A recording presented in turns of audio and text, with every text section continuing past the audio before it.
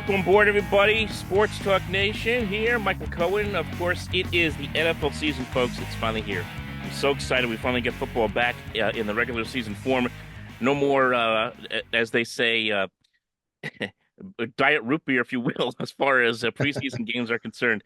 Joining us to preview the Jets, the NFL, and so much more, of course, he is the host, co-host of the Bump and Run podcast, heard on Spotify, Apple Podcasts. They're all over the place. And that is Pete Collesano. Pete, how you doing, man? What's going on, Michael? Thank you for having me. Yes, very excited about football season.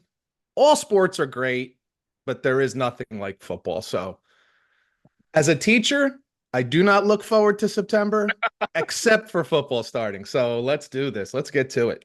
You got to have half one and a dozen another, right? Yeah. There's a silver lining in school starting. It means football is also starting, so it takes away a little bit of the pain. Exactly. Especially when you got the Monday night games, you got Thursday night games, you got Friday night games. Now it's insane, but it's something else. Yeah, it really is. Let's kick it off here with the Jets as they get set to take on the 49ers, who certainly look a little bit better on paper than they did just 2 weeks ago, as far as the guys like Trent Williams and Brandon Ayuk now not holding out and being re-signed.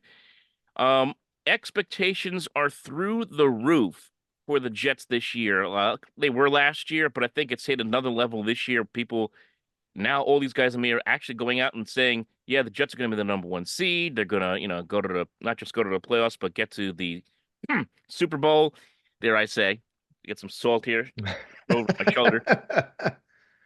Just your thoughts about some of the expectations going into the season for yourself. Listen, on the bright side of what you just said, I think those things are possible. Like I think winning the AFC East is possible. I think being a 1 seed in the AFC is possible. I even think an appearance in the Super Bowl is possible. I just say pump the brakes on expecting it. When I listen to certain radio shows or TV shows and they say Super Bowl or bust for the New York Jets, come on. This is a team that hasn't made the playoffs in 14 years. We got 4 full plays out of Aaron Rodgers last year. I think Jets fans mostly know pump the brakes a little bit, take it 1 week at a time, maybe a quarter of the season at a time, and we'll take our steps and keep looking forward. But Super Bowl for sure, likely, no, I'm not quite there yet. If for no other reason than our starting quarterback hasn't played in over a year. So I think we should be, I think it's just cautious to take a step back, relax, enjoy game one. How about we just start with game one and we'll go from there? Let's just sit back, relax, enjoy game one, and get ready to yell at the TV set for 3 hours. Well, it's funny because I think it was almost a year ago to the day that we sat here. And man, if you were to look back at that video, the two of us were probably standing while we were talking. We're screaming at each other. We're excited as can be because here come the Jets for the first time in a long time. And then our hearts were broken. The flag comes out. The lighting was just perfect at the stadium. And we got 4 plays and we knew our season was over and we were already looking forward to the draft. So it can only be better than that. That's I have to believe that at least. Yeah, let's get 5 plays this time. If we get a full complete first series, maybe a first down, that'd be a good start. Baby steps. Exactly. Yeah, baby steps. Exactly. When that happened last year, I think you and I both texted each other almost the exact same time, like Vinny Testaverde all over again. Like we both knew it's start. Yeah, it was wild because it was like we kind of talked about it like it can't happen. Like nothing like this can happen. We haven't felt this kind of excitement since that year with Vinny Testaverde getting hurt. Yeah. And then it does. And you're like, this is really what it's like to be a Jets fan. I compared it to like countries. There are great countries. And then there are countries that even when they try and they try different things, they just can't change the way things are. Like there's the United States and then there's like, I don't know, like Bolivia or something like that. Like United States always finds a way to make it work, figure things out. Even when we make mistakes, we still come back roaring. Whereas Bolivia, no matter what they do, they're just kind of Bolivia, where Mike Tyson was going to fade into. So it's like, we're the Jets. We're the Bolivia of the NFL. So, hopefully this is one of those years that it changes. Hopefully. I mean, like I said to you before we, start recording, like I'll take a playoff game in Alaska right now. Absolutely. Like, let's have a home game. No, let's just get me into the postseason. Just get me into the tournament. Listen, the reality is there is a lot to be excited about. You're talking about, at the very least, a top 5 defense, could be top 3, maybe number 1. I don't know. We can get into that. Hmm. You got Aaron Rodgers at quarterback. You bring in Mike Williams, who's healthy now. Now, obviously, they haven't gotten to work together, but there is a lot there. Upgrade offensive line. There's a lot there to be excited about. So don't take what I'm saying as not going to happen. Just shut up. Be content with 7 wins. That's how it's always going to be for Jets. No, be excited, but just be smart. Take it 1 week at a time. Yeah. I mean, that defense, let's start there because, Sure. the offense we can get into a little bit later, and it's pretty self-explanatory, but the defense, they, the thing with me is it's all about Hassan Reddick and whether he's going to show up or not. Now, I think as far as this week is concerned, I think we could pretty much forget it unless, a miracle happens. Even if he did sign tomorrow, I don't think he's going to play this week. So it's really about, all the other guys they have there because outside of Riddick, they did lose two guys. Obviously, John Franklin Myers, they lose in a trade because of the salary cap situation. Mhm. They lose Bryce Huff, obviously in free agency. So they loaded up even throughout the summer on, guys that could rush the passer. Leonard Taylor III looked great in preseason. Tack McKinley looked great in preseason. McGregor looked great in preseason. I say preseason. So that adds to the depth. That's great. But, can Michael Clemens step it up a little bit? Can Will McDonald, draft pick, first round pick last year, step it up this year? We know what Jermaine Johnson can do, and the Williams brothers, we know what they can do. It's a lethal defense on paper, but there's always questions about, can certain guys pick it up a little bit and pick up where, let's say, at the very least, where Franklin Myers and Huff left off. Yeah, I think the Huff going to Philly and we're supposed to replace him at Reddick, that does hurt. Yeah. And I agree with you. If he doesn't sign in the next day or two, you're not going to get anything out of him. If he does sign in the next day or two, and this is where I will say we have a small advantage over San Francisco in this one area. If he were to come back in the next two, if he were to come in, I should say, not come back. If he were to come in the next 2 days, they could put him in packages, play maybe 10 or 15 plays. You can do that on defense. Give me 2 plays, pull him, give me 2 more plays, pull him, and they can do that throughout the game. Whereas I think this is actually an opportunity, and you'll probably never hear anybody say this in this guy's entire career, but I think the Jets can actually take advantage of Trent Williams this week because 5 days, 4 or 5 days of practice for a starting offensive lineman just is not enough to be prepared for an entire game Mm. this early in the season, when it's still hot out and all that kind of stuff.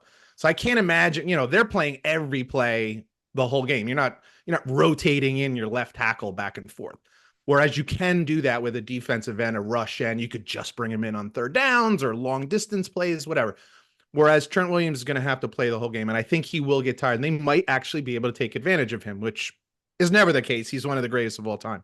Mm. But I look at the rest of that defense, and I'm not as concerned about the Reddick thing as some people are. Of course, you'd rather have him there.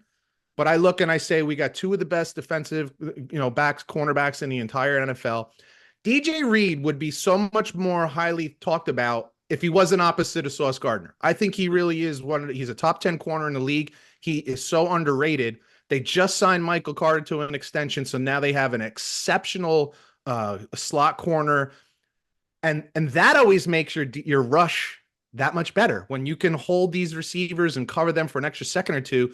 Gives that front seven a chance to get to the quarterback even better. So I'm not worried.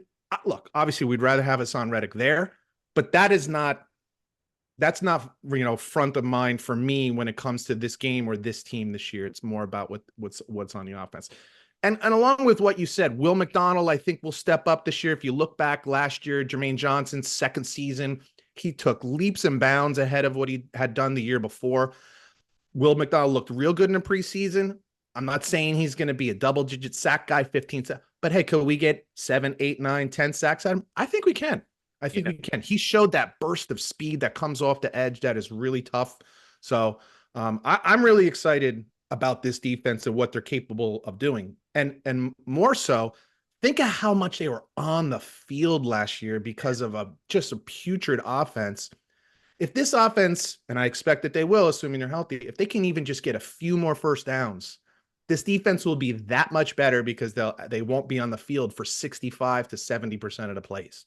Yeah, I mean, I saw a stat. I don't know. I don't know if this is 100% accurate, but saw a stat somewhere that said that Aaron Rodgers in his career was like 80-2 when his defense doesn't gives up 20 points Less than or 20 less. points. Yeah, I Yeah. mean, and with this defense, I mean, It's very, Very very likely. possible. Very likely. Yeah, Yeah. it's really likely, 17 games. That's really likely for like 12 games if Yeah. you really look at last year. And again, last year's such a poor, comparison because the offense was so bad. How many 3-and-outs?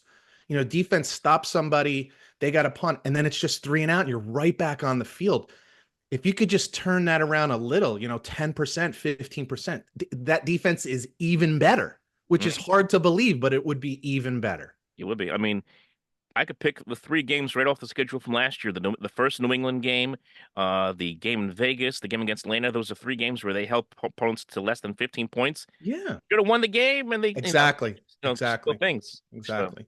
So it's stuff like that. You don't, we look and we say, oh, well, we have Aaron Rodgers. But he might, you have the pundits saying, well, he's not the Aaron Rodgers of 5 years ago.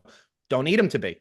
We mhm. don't need him to put 35 points on the board. We don't need him to just, be that MVP. What we need is stability and consistency.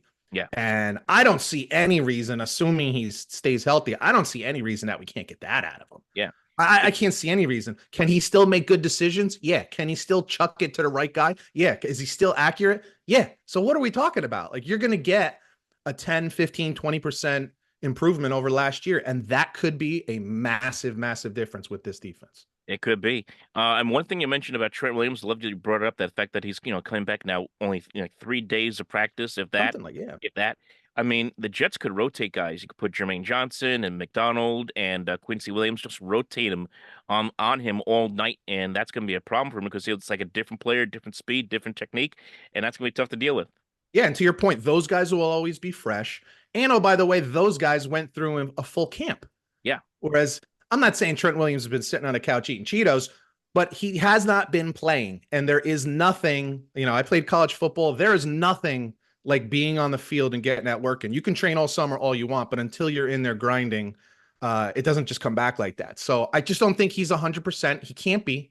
And that might actually be something to take advantage of this week. It might be. So that's probably And both of those guys have a lot of speed. So yeah. now you're talking Trent Williams. You're going to have great footwork, great stamina for an entire game. I just think that's a lot to ask of a guy who's only basically had 3 or 4 practices. Exactly. And then you have, of course, Ayuk going up against Sauce Gardner. And I know sometimes teams will try to move we've seen it in the last couple of years. They'll try to move their top receiver against someone like DJ Reed. That's no bargain either. Nope. So it's gonna be fun to see how they move Debo Samuel and Brandon Ayuk around those two guys all night. Absolutely. San Francisco has a great defense that's well known. They always play really well, really aggressive, fast. But the Jets have very similar. If you look at PFF rankings, they have the best corners. They have one of the top 5 linebacking cores and a top 5 defensive front. So they're no slouch here. We can talk about San Fran all day long. I put the Jets defense up against anybody. And there's a lot of depth there too. It's not like we're just about, just have starters. Our safeties are, whatever, but it's a safety. Everything else is as solid as can be. Absolutely. Let's flip it over to the other side of the ball now. Obviously, I love what you mentioned about Aaron Rodgers. You don't need to have 35-year-old Aaron Rodgers throwing the ball, from the 50-yard line to the end zone anymore. You don't need to have that anymore. It would be cool to have that every once in a while, Sure. but it's almost like I know you never want to compare pitchers to quarterbacks because it's just a totally different sport, but it's like, do you want Pedro Martinez throwing 100 miles an hour at 38, or do you want Pedro Martinez who knows how to work the strike zone Win. and win Yeah, games? exactly. He can Exactly. pitch That's what you and want. win. Pitch. Yeah. I mean, you don't have to look much further than a guy like Tom Brady who goes to Yeah. Tampa Bay in his 40s. Is he the same guy that he was? No. But can he read defenses? Is there anything that's going to surprise him? Is there any throw that he can't make? No. And I believe it's the same with Aaron Rodgers. Is he the same guy he was 3, 4, 5 years ago? Probably not. But those things that take place between the ears and the fact that he can still chuck it as well as anybody else, I'll take that over anything in this league because that's really what quarterback play comes down to: decision-making, anticipation. Hmm. Do you throw on time and are you throwing to the right guy? We know he's got the accuracy, so that's not an issue. Do you throw on time and throw to the right guy? These are 2 things that Aaron Rodgers specializes in. Hmm. And then when you combine that with the upgrade that took place on the offensive line, Mm. you get AVP back. You bring in, Smith. You bring in Moses. we got a good looking offensive line. Is it a line built for the future? Probably not. But is it a one built for this year? I think so. And then you draft a tackle just in case. Mm-hmm. You got to feel very good about it. You got to feel very good about the moves that were made. That was such a brilliant pick when they made that, when they took the Olu Fasano with that first round pick. I was like, yeah, Yeah. thank goodness. Yeah, it Just was like have smart. that Yeah, in it there. was Yeah. smart. It Oh, it was was good. smart. Even though you have Tyron Smith, you also have to know, and I obviously Joe Douglas knows this. I'm not telling him anything he doesn't know. The guy rarely plays a full season, Hmm. So now you have a guy that at least in the preseason, they had him on the right, on the left. He's available for both, which is fantastic. So I like what they've done. What was the clear priority in the offseason was to upgrade that offensive line to protect that quarterback, and they did that. Yeah. Mike Williams is another guy that I think is going to go under the radar. It's funny because everyone's going to talk about Brees. Good reason. His 1,000 yard back should have gotten 1,000 yards last year if they decide not to pull him with the 6 yard Yeah. short of the game in the game. Garrett Wilson, of course, is like a 1,400 yard receiver. We know we got with those two guys. But Mike Williams and even Alan Lazard, I'm going to throw him some love here as well because he had a bad year, Lazard, last year, and maybe it was the quarterback play. Maybe it was just, kind of he got disappointed that, his boy Aaron Rodgers was around. I don't know what it was, injuries, whatever it was. He's had a very good camp, had a very good summer. Um, he is going to be a guy that's going to be key on third down. He's going to be a guy that's going to be key on slants and crossing patterns. He knows all the routes that Aaron Rodgers likes to have run for his receivers. And then you have Mike Williams, if healthy, is one of the best bad ball catchers Yeah. in football. And not often do you have a bad ball thrown by Aaron Rodgers, but hey, if one ball gets away, that guy's going to catch it. Absolutely. So let's talk Alan Lazard here. I agree with you. Now he doesn't have to be a two and a real effective two. He gets to be a three, and sometimes it'll even be a four, a fourth receiver. And I do think he can thrive in that situation. And I agree with you also that with Aaron Rodgers, his partner that he's had for years now, that helps a lot. Um, Mike Williams is an interesting case. I think we should remember that he didn't play at all in this offseason. So I can't imagine that there's a whole lot of chemistry right now between him and Aaron Rodgers. So I think first 4 or 5 games, I don't know exactly what to expect, and I'm going to kind of temper my expectations just because I know Aaron Rodgers is such a creature habit, and he likes who he likes, and he needs to know and feel that you're going to, you and him are on the same page. With that said, Mike Williams is a big target. So if nothing else, I think he could be super effective for these first few weeks, especially this week in the red zone. If San Fran does have a weakness, and there's not many, they do not have the best corners in the world. So I think that is somewhere where they could where Mike Williams could take advantage of that. Absolutely. I'm. You're getting me now really jacked up for this game on Monday Sorry, night. I'm Oh so my God. positive. Oh my goodness. I was 2 hours ago. I was like, yeah, do I think we're going to win? No, it's going to be tough. Now I'm like, you know what? Fuck, we're going to fucking win this game. I don't know. Well, listen, I bet this game over a month ago, almost 2 months ago, and the line was 5.5. The line is down to 4. So, and that's with Ayuk and Trent Williams being signed. So there's other people that got money that are also thinking that the Jets have a really good chance. Um, I just feel good. Now, if you want to be a little cautious, you could say, look, there's guys on that offensive line that most of their career have had injuries. AVP has had injuries. There's been injuries all over the place. Mhm. But man, you got to feel pretty good about it. I even am very excited about Tippmann at center. I liked when they drafted him. I think they pushed him a little too hard, too fast, but I like him a lot at center. So that to me, as I looked, Mike Williams is kind of icing on a cake. I didn't hate it, but it wasn't like the biggest thing in the world to me.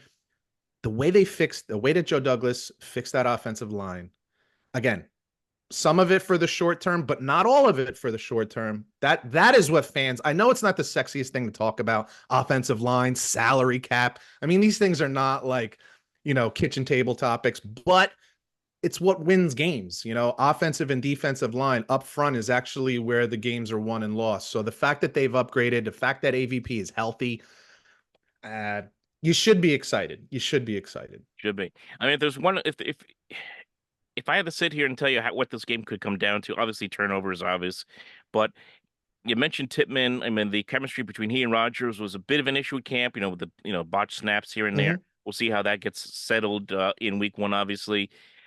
Obviously, the havoc that the 49ers can create up front For sure. defensively is something to pay attention to.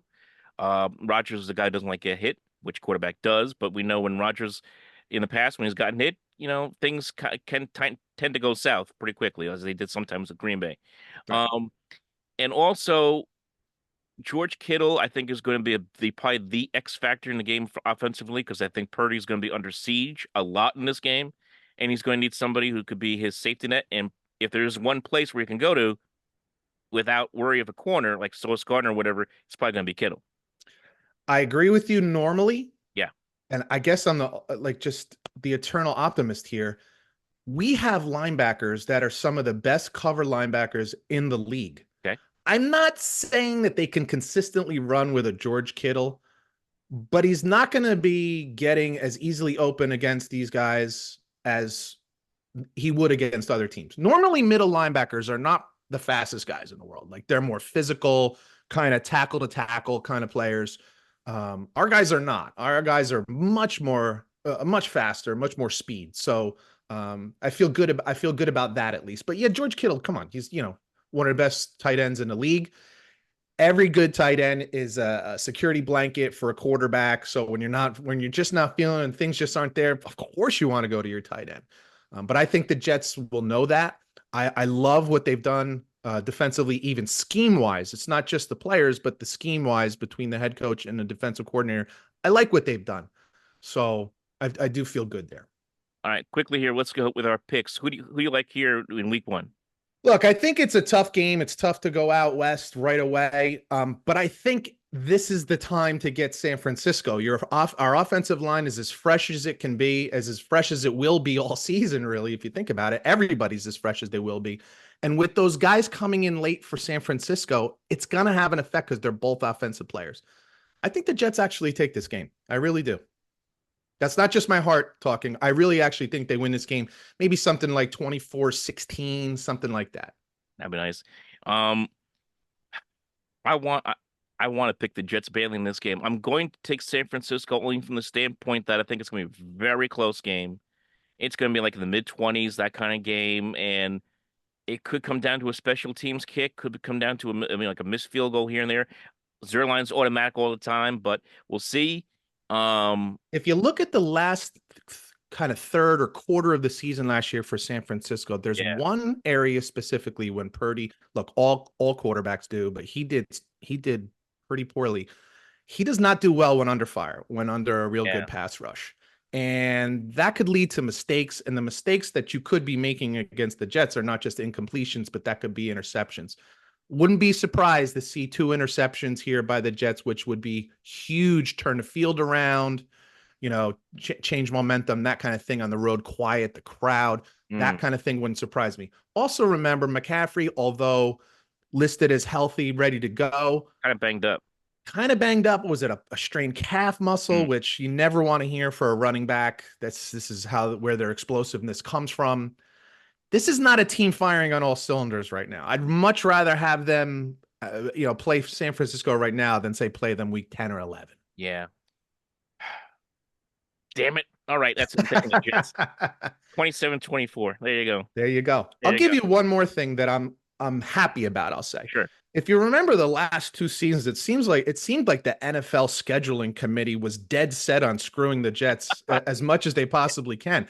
You remember, we looked at the first 8 games they played in both those seasons. Most of them were against playoff teams, and if it was a not a playoff team, it was on the road. It was like, man, these are some tough schedules. They have other than San Fran, obviously, to start the season, they have a friendly schedule. Look, the NFL is tough. There are no easy games, no matter what anybody wants to tell you.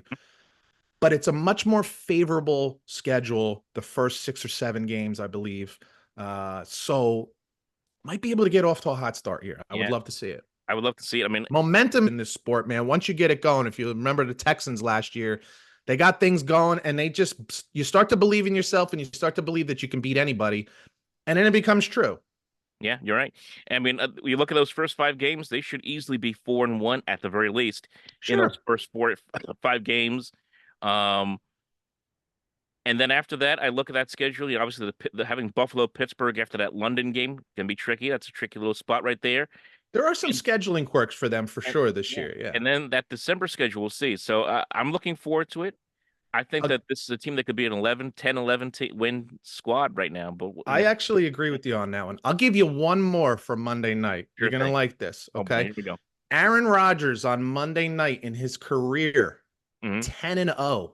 Now, obviously, that was with the Green Bay Packers, but 10-0, it's something like 20 something touchdowns and 8 interceptions. Like he plays well on Monday Night Football. So He also plays well in San Francisco when it's not the playoffs. when it's not the That is playoffs, not the playoffs. That's another thing. absolutely. And if we make the playoffs here, we won't have to play the San Francisco 49ers until the Super Bowl. So that'll be good. That Zen Master predicted it last year. We'll see if it comes true. Uh, quickly, before we get going here, just quickly, let's talk about the Giants and some of your thoughts about the other teams in the league. I think that the Giants are going to have a rough year. I'm a little worried about some of the stuff that got revealed in that Hard Knocks episode with Mm. Saquon, and it looked like Shane and Mara were having some issues. Let's just say Yeah, not between each exactly. other. Yeah, yeah. I'm a little worried about the Giants. I think they could surprise a little bit, win some games that they probably shouldn't win, but they have enough talent. But man, it just feels like it feels like a team that wants to hit the reset button, but doesn't know if it really should hit the reset button. That's what it feels like to me. Yeah, the biggest problem for them is that you still have Daniel Jones at quarterback, and I don't know that they've thoroughly addressed the offensive line situation. I'm going to try to be positive here for a second. I actually don't think Daniel Jones is as bad as some people think, but I think he's one of those types of quarterbacks that needs a lot of pieces around him. Yeah. Think of like a Tannehill or guys like that. When things are right, I think he could do well, but I don't know that things are that right. It will be interesting to see how he does with neighbors. It is really nice to have that one guy and just chuck it up to him, and more often than not, he's actually going to make a play and make you look good. Hmm. um, that could be interesting.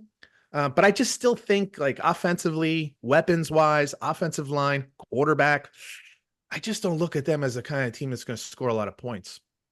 Yeah, I mean they're going to have a hard time. I mean, especially it's all Eagles and Cowboys in that division anyway. But I don't know the Giants. The whole no Saquon and the way that was handled. Nothing against Singletary, who's a good back. He was good in Buffalo, but he's not Saquon. Ah, No, I just except don't the know. one thing I will say for Philadelphia fans to be careful about, Saquon Barkley has a habit of getting injured, whether Yeah. he misses a couple games or can't finish a season. This is the one thing I concern myself with. It's real easy to get excited about certain players. If you got a new big time player coming in, it's always exciting.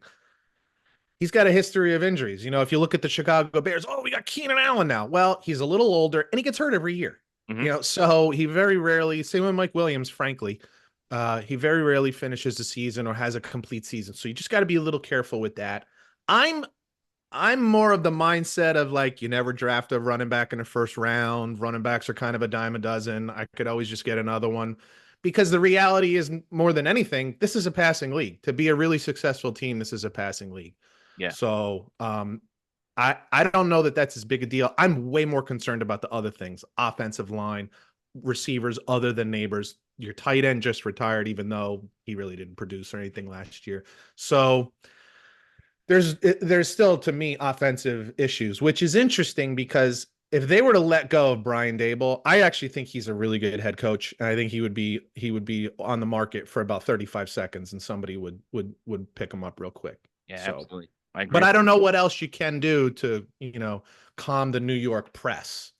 There's not much. I mean, it doesn't No, take much to no. get the New York press a Yeah, little you bit can't amped just up. unload your whole team. You have to make changes as you can, but you can change your coach. And unfortunately, I hope they don't do it because again, I think he's a really good coach. But I, if they do, he'll be hired in a minute. yeah, they should give those two guys another chance, at least another year or two. Absolutely, They really should. absolutely. Absolutely. Um, quickly here, underrated, overrated going into the year. I'm going to say as far as overrated, and I preface this by the standpoint of just the expectations the media has put on them, is the Chicago Bears because I think people have gotten too hot on Chicago. They're a young team. They got a lot of talent. Caleb Williams may be a very good quarterback at some point. I don't know so much about the head coach. I wasn't he on the hot seat at the end of last season. Now he's not, Yes, but that's a weird situation. I think they are getting a little bit too overrated right now. And my underrated team is, oddly enough, might be Washington because again they too have a young quarterback, but they have a new head coach who's been there before and has done it in Dan yes. Quinn. So I think they could be. Not saying that Washington's going to win the division, but I think they could be a team that could cause some trouble in the NFC this year. I'm with you on the Chicago Bears. You stole that one from me, so I'll give you a different one. Okay. For all the reasons that you said. First of all, it's a rookie quarterback. Like, give him a break. The other reason is that's a really tough division. Yeah. The obviously the Lions are good, and obviously we expect Green Bay to be good. I think Minnesota is actually going to be better than people think. That defense came along last year, and there are weapons all over the place. If Sam Darnold can kind of turn down the turnovers just a little bit, if he can knock about 20% of those turnovers off, they're going to be a really tough team to play, and they're very well coached. So I think it's a lot to ask. Rookie quarterback, new team, it's basically a whole new language that you have to learn. And I'm with you on Washington. I don't necessarily think they're going to win a lot of games. Right. Jaden Daniels is a ridiculously talented dude. There was a game last year that he played, an SEC game, where he accounted for over 700 yards of offense by himself between throwing and running. He had 400 yards passing and over almost 300 yards rushing. It was insane. I never seen anything like it in my life. And they do have some weapons, and I like some of the things they've done. I think they're going to be a team that they're going to lose some games that they probably should have won, but they're also going to win some games that they probably should have lost. And by the end of the season, I can see them being a team that playoff teams aren't going to want to play. So we'll see about that. My underrated team, I got a feeling, and this is interesting because they're playing Chicago week 1. I got a feeling Tennessee might be better than people expect. I like that. Yeah. Yes, there is a huge question mark on Will Levis, but I got to watch him play a lot last year. There were real signs of him being pretty darn good. Now, they were really depleted of talent last year. They have multiple receivers in there now. They bolstered their offensive line, and I still expect their defense to be physical. I actually like them to beat the Bears week 1, even though it's in Chicago. I like Tennessee in that game. Who was I was going to say Chicago was overrated, but I had another one. Oh man, maybe I'll get back to it in a minute. I forget who the other one was because you stole the Bears from I me. stole the Bears. The Bears. But yeah, I mean, it's kind of hard when you have that rookie quarterback and you have all the expectations. I know Chicago, outside of the Cubs, there's not much to talk about in Chicago right now with the White Sox going down the drain, but still. I remember who the other team is. Okay. I have waffled back and forth on this one, but their division is so difficult. The Pittsburgh Steelers. Yeah.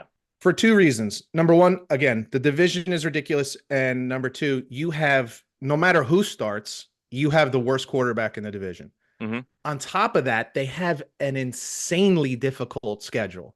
You're playing Baltimore twice, you're playing Cincinnati twice, you're playing the Browns twice, and then the rest of their schedule is still difficult. Mike Tomlin hasn't had a losing season in 17 years. I got a feeling that this is the first year. Now, that might be 8-9, that might be 7-10, so it's not.